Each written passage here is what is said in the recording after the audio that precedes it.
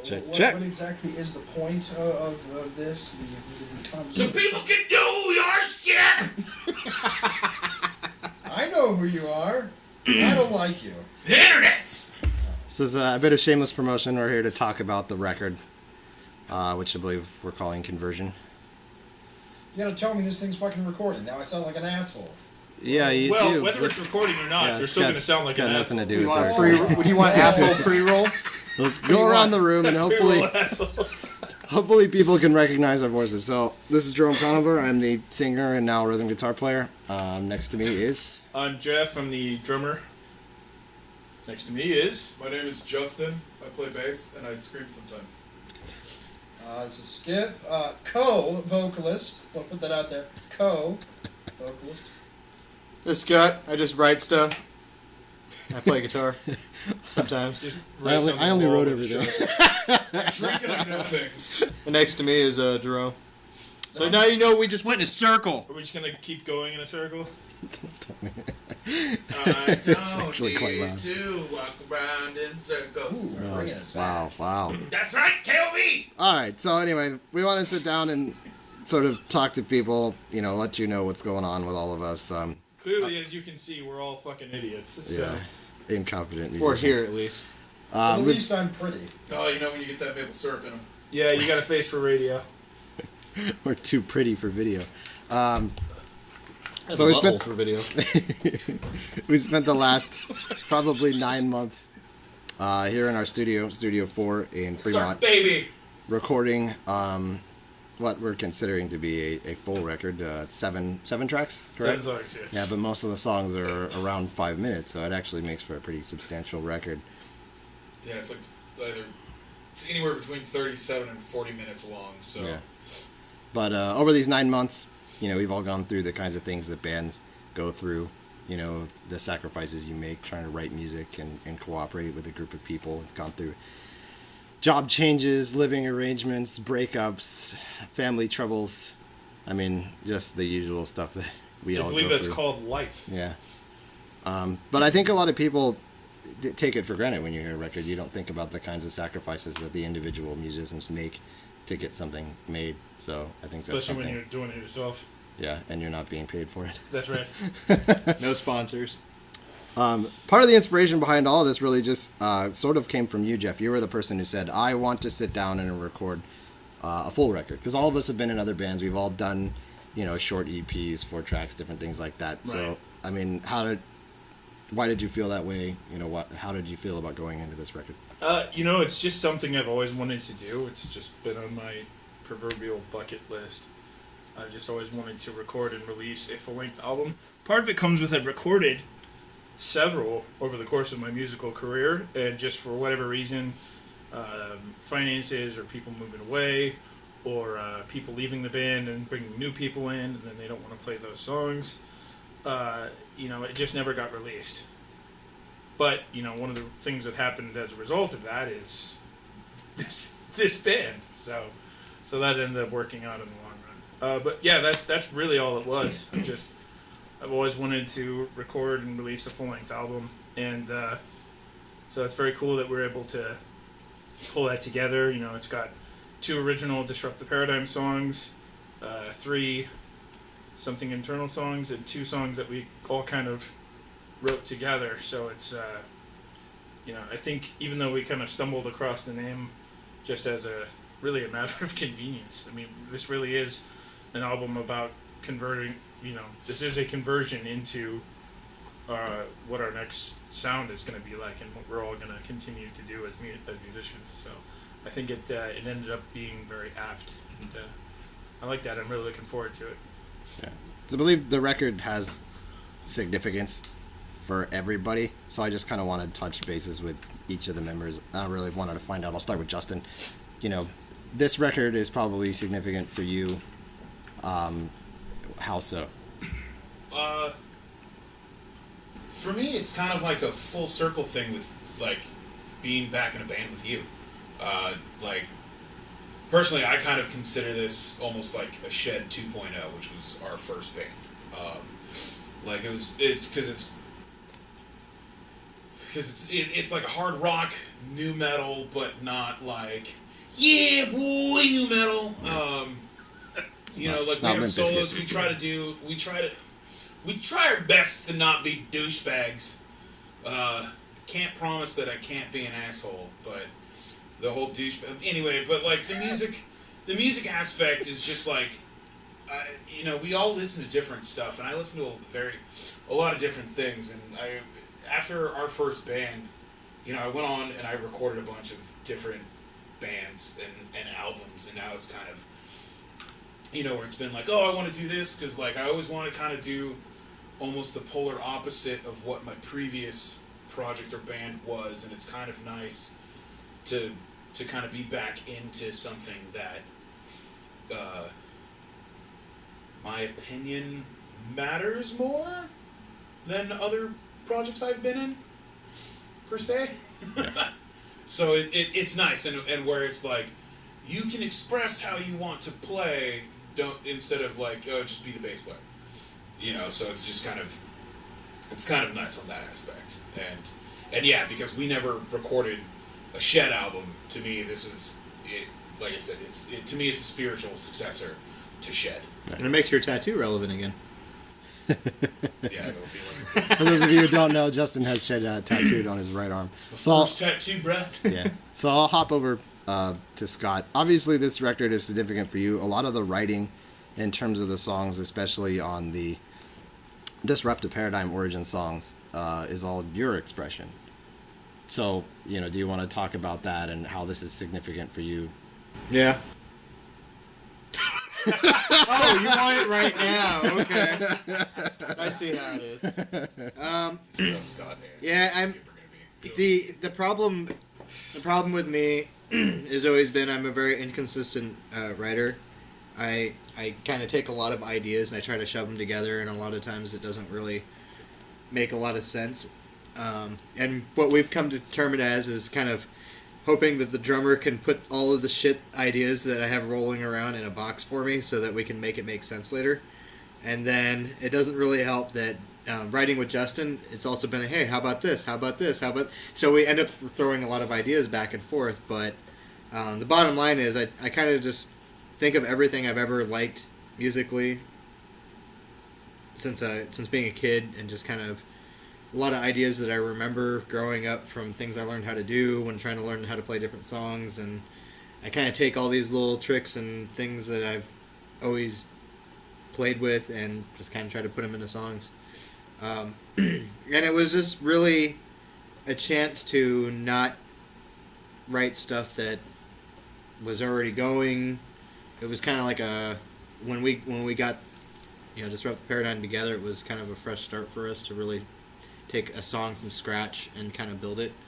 It was something that I was happy to finally have a project that was kind of at its infancy and then watch it grow into where it got now. Whereas, I mean, I spent a lot of time jumping into projects where they were already going. And you kind of, at that point, even when it's time to write, you're already kind of writing to what's already there and what you've already played with those people. This is something where we started from the ground and built it to where it is now, and it was kind of a first for me in that aspect. Yeah, because even Castaway kind of had some groundwork laid already. This was completely 100% from scratch. Yeah. Scott and I have been playing together for like 10 years now, so... You wouldn't know it because we don't like each other. So, as co-vocalists, me and you have had to did a lot of like adaptation and how to write back and forth, but the same thing with the others. I kind of want to hear from you, like, what are the ways that this record is sort of significant from you that stands out from other endeavors? I mean, first, years and years and years ago, it was kind of, you know, you look back and you've always criticized the stuff you did before, really cheesy stuff.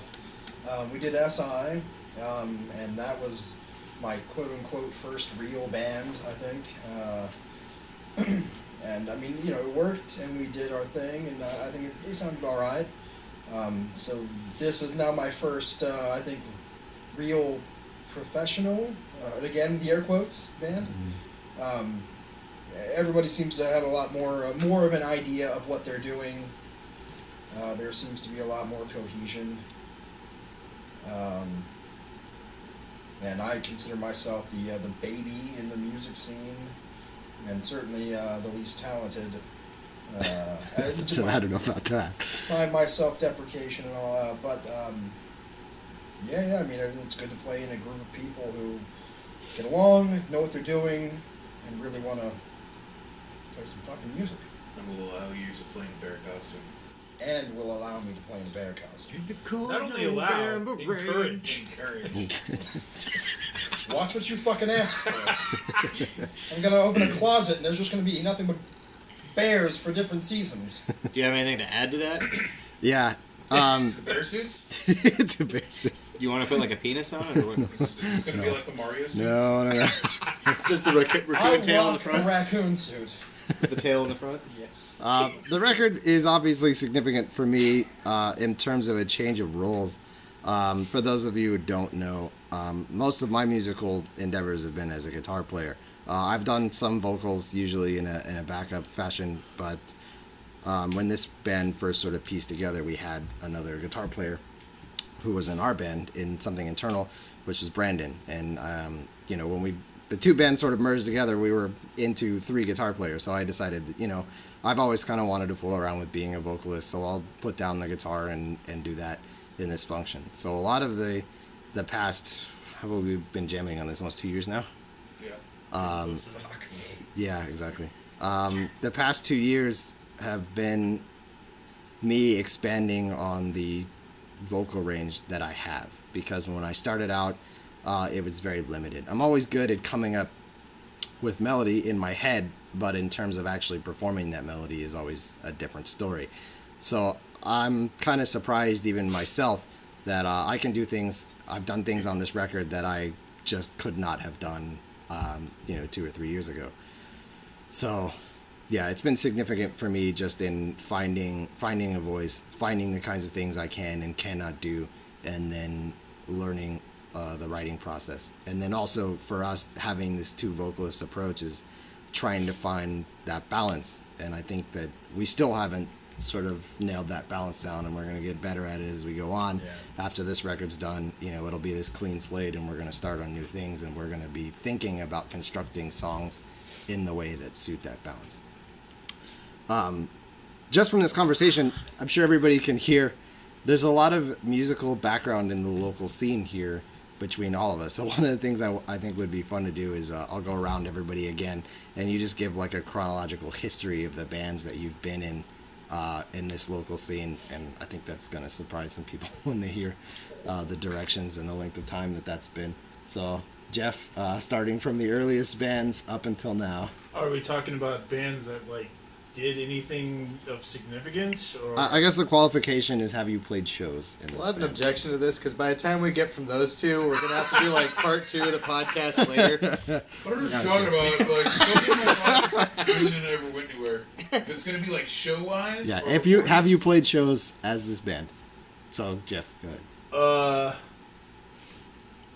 Everything really started with my band Sadfish, and that was, I did play 1 or 2 shows before that, but it wasn't anything really significant. So I was in Sadfish from 2002 to about 2007, and then we switched over from all the same members, but we did a little bit of a musical style switch, and we formed a band called Castaway.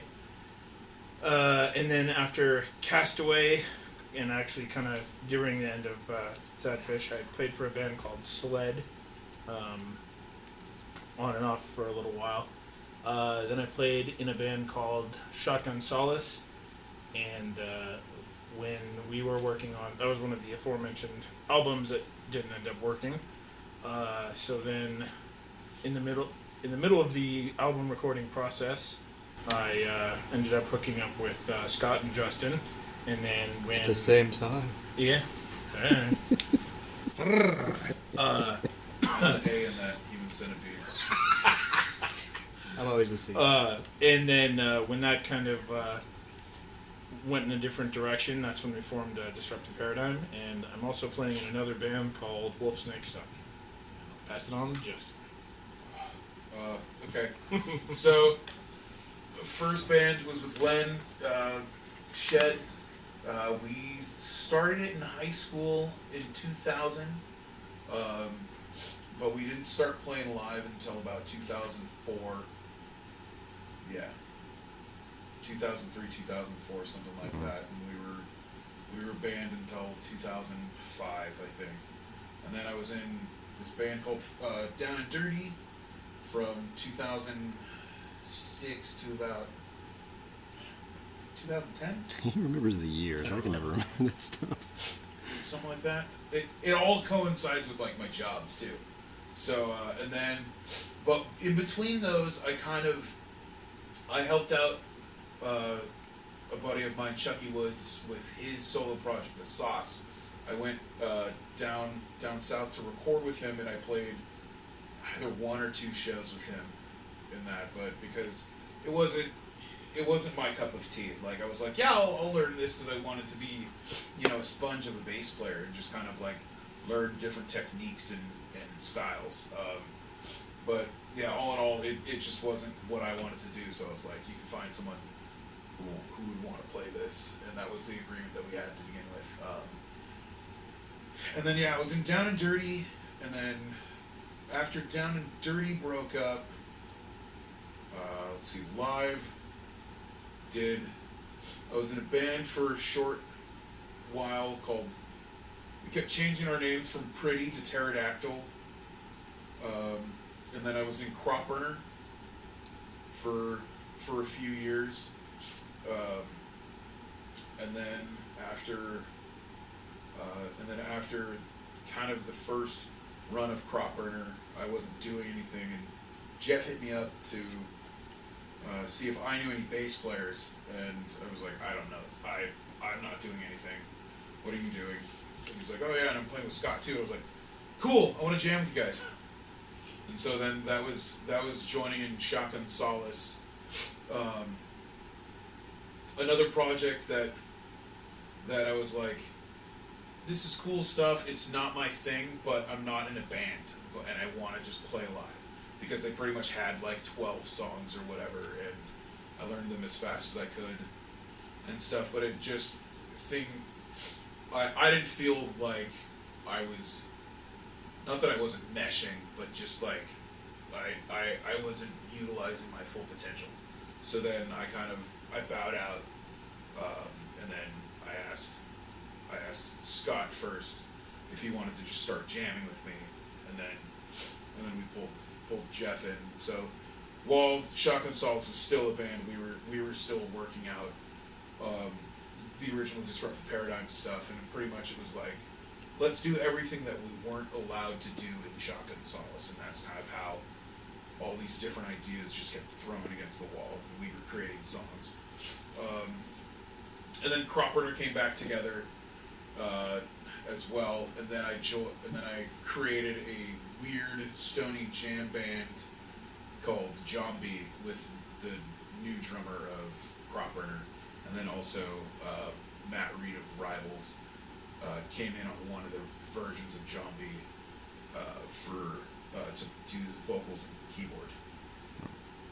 Yep. Skip. I like to play. And Turtles. Yeah, Turtles. Fucking Jesus, I don't know. Man, we played the high school talent show. Best cover of Soul to Squeeze you ever heard. I doubt it. I played that at a wedding. That band was called what? I disagree. I'm just being a dick. Sorry. Well, we'll agree to disagree. There you will. You'll have a cover off. My first actual, quote-unquote actual, I don't know if like an actual band, was called Wasted Kings. Somewhere still on MySpace. Go check it out. You have a laugh. Is that with you wearing pants that are like 27 sizes too big? You leave my fucking elephant pants be. No, I it's still the- wear them if they still made them. He's trying to make people laugh Oh, up they're my green. They're coming back, dude. Excellent work. Time to bring back the circus tent. No, dude. I already take up enough of the stage. Your pants can't take up. But we can stand under his pants. We're just gonna have to get a rig. We're having a real estate Ceiling. crisis on stage. You I can't afford that rent. don't get greedy.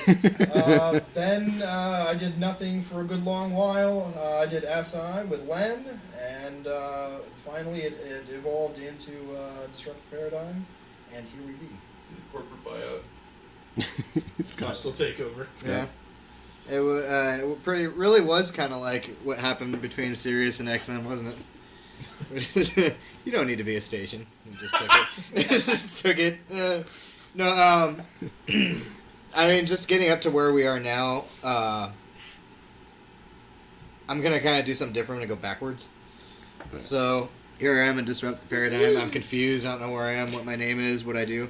Scott's gonna go backwards. And I need you to keep something in mind when you're thinking of what we've all kind of said with our input about, how we kind of came up with these songs and how we kind of pushed them all together. At this point, really, we still haven't really shown our own full sound yet. We're still looking for that. We're still building on that. Like Glenn said, they're still trying to find the right balance for the vocals and, everything that we've brought together as two different projects, we put together and kind of molded here and there and pieced together things that kind of changed it up a little bit here and there to add a little extra spice. But Take out the clicky bass. yeah, the clicky bass and we made sure there's no quiet drums or any of that stuff. So you're going to be happy with what we have. But we're really looking forward to the future because now, as a group, we'll be able to really sit down and write fresh material, fresh ideas, and see what it actually becomes, what the sound is going to be on anything that we do in the future. So keep in mind, we are painters first, musicians second, so it's always going to be a little bit strange when we write songs. Now, going backwards from this project, like us, both Jeff and Sweeter already said, we were in Shotgun Solace. We did some stuff. It wasn't really everybody's cup of tea, but we were just happy to play music and play live. And I hadn't been playing with a band in a long time, so I was just kind of excited to play with people again instead of feeling like I was a 4-year-old again playing with Hot Wheel cars by myself in my room. It was just kind of nice to have other people there to play music with. And then before that, I had not done anything for a while. I did vocals for I did vocals. I know it's weird. For a band called Domitium for a little bit when their singer had taken a break. When he came back, I stepped back out of that project. And before that was all the way back to when I was jamming with Jeff in Castaway and Sadfish. Before that, I really didn't have anything of significance. So it's just been a lot of like jamming with people off and on or high school horse shit. You didn't do shows in Washington? I did, but it wasn't really anything that I would say was big. It was always just kind of, sorry I farted. Oh, I don't know what I ate. Excuse me. But Sheet metal, apparently. shit metal is correct. For 200. Yeah, and I mean, that's been really it for me. I mean, everything's just been kind of a big jumbly mess until I kind of came back to California and got in Sadfish Castaway, and then lots of gaps of time where I just wasn't doing anything. So with the exception of one band, you've been playing with me in all of them. Yeah, pretty much. You poor son of a bitch. Yeah. I don't know. I think you're the poor son of a bitch. No one has to find all the fucking ways to box my shit into a space that works. I was going to audition for Sadfish. That's true. But then I found Down and Dirty. Yeah. And, well, I mean, that kind of led to me being, like, super excited about bringing you in because I've been wanting to work with you for years, so. And you hot stuff? Oh, that's right. I'm here. So I know it's fun to just listen to us, but you have to do some work too. No, I was just interested in hearing what everybody said that I forgot. Like, oh yeah, we have to get around to me. So, as stated before, my first band was Shed, which we formed in high school with me and Justin and a few friends, and there was a lot of lineup change. Most of our time was spent sort of figuring out and finding musicians to fill out the rest of the band, so that we only got like 1 year of performances in. We always got drummers that didn't want to play the snare. I wasn't gonna go there. Until we found Ramon, and then Ramon was like, fuck yeah. So we had a lot of fun on those shows. So after that after that band took a break, I played for Security for a little while, which brings me to a point I want to say rest in peace, Dave Gary, the drummer of Security, who passed away. Rest in peace, brother. Earlier this week. It's been kind of interesting just to see how connected that guy was to the local scene. Musicians that I know, that I'm friends with, who I didn't know were friends with him and had, associations with him musically. So that was really surprising, and he'll be missed. even major label bands, dude. Yeah. He was cool. Yeah, I spent a short time in security. We only played 3 shows when I was there, but that's kind of an honor to have spent some time in that band, have that under my belt, and have met him. After security, we did something internal for several years, and had a lot of fun there. I really enjoyed writing those songs. Some of those songs have made it into this band, have been sort of tweaked around quite a bit, but the heart of them is still there, so that's cool. And then that brings us to now and Disrupt the Paradigm. So we're going to give everybody a listen to one of the songs off of the record. Before we do that, I just want to ask one more time if anybody had anything that they wanted to bring up on their own and talk about before we let everybody have the preview. Another fun fact. When Sled broke up, Shed was playing shows, so people kept going to our shows thinking it was Sled. Yeah, that happened And a then couple of we times. broke up, and Sled got back together. And so a couple of people went to Sled shows thinking it was Shed. I remember that. That wasn't fun. That was just a So you two are purveyors of confusion. Yes. Congratulations. It was hysterical. And then also our first show, well, technically our second show, because we did our first show like my senior year in high school. But our first show was this place, Rockstock, and the douchebag sound guy kept trying to call us Shrek. And it's like, Yeah, I "Oh, know. shit! It's- How do you confuse that? Just Shrek? No, you look like Shrek, you mullet fat fuck. Sorry, I'm Here's Yeah. another little I interesting know my side mom's note. listening. At Something Internal's first show, 4 out of the 5 of us were present. My band was playing with Sled at the time, and Sled played with Something Internal. Oh, that's right. And then Justin was filming the show, super drunk. super drunk. Yeah, that video is still up on YouTube.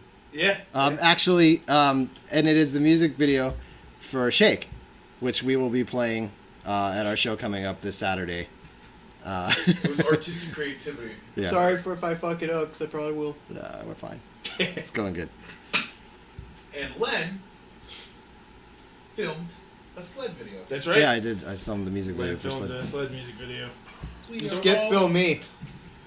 We're not going to talk about that. So We you are could, not going to you talk could about really just say that this whole thing is just kind of incestuous. The music scene locally, The it music kind of scene is. itself, but I mean, really just us.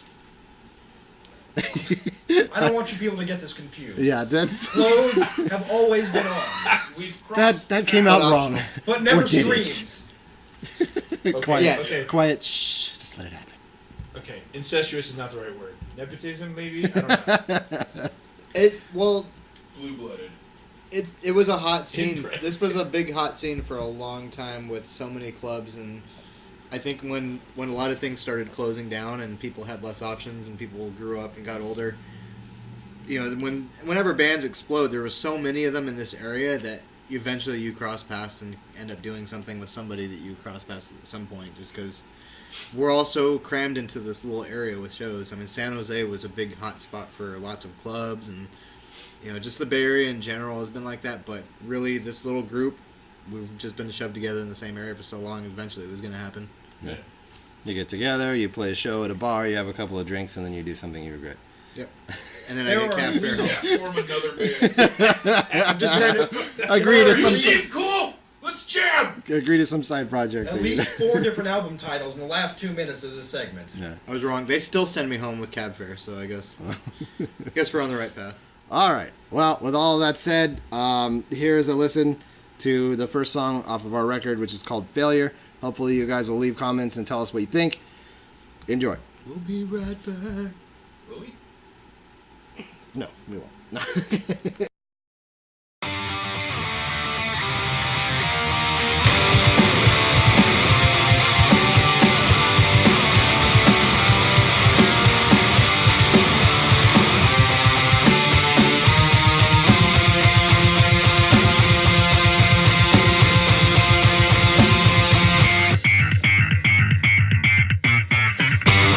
Your voices still call my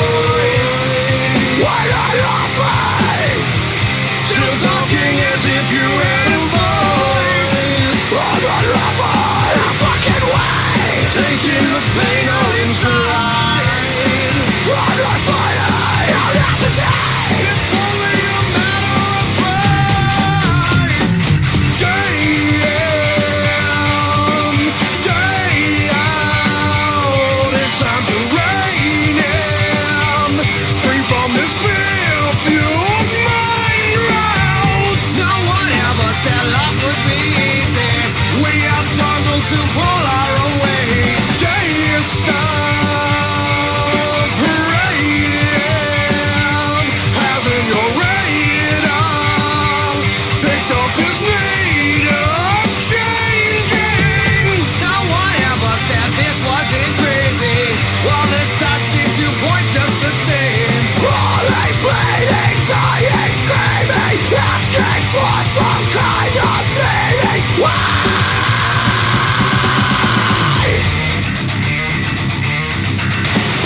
Lost. What's the point of life? Why not asking? You speak as if we had a choice. Why not afraid? Still talking as if you had a voice. I'm not loving a fucking way. Taking the pain all in stride. I'm not tired, I'm not today. If only a matter of pride.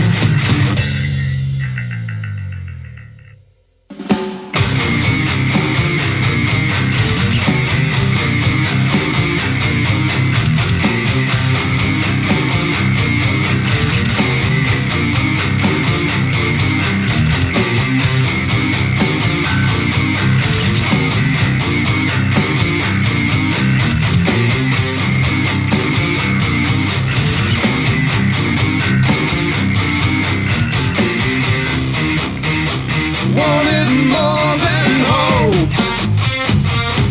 I wanted more than just spoken word. I wanted more for you than to hate being broken. Ain't this strange? The games we play when nothing's changed. Still we run away, so insane. The claims we make when nothing's changed. Still we run away. Wanted more than hope. I wanted more than just spoken word. I wanted more for you than to hate being broken. Accept the pain and don't complain. Pretend let's change. Pretend your side. And every time I fall face down, I face it forever. I just can't lie. I just won't try. I face it forever. We play the game and nothing's changing. All stays the same. We still pretend we think we can mend this endless circus. Why not asking? You speak as if we had a choice. Why not afraid? Still talking as if you had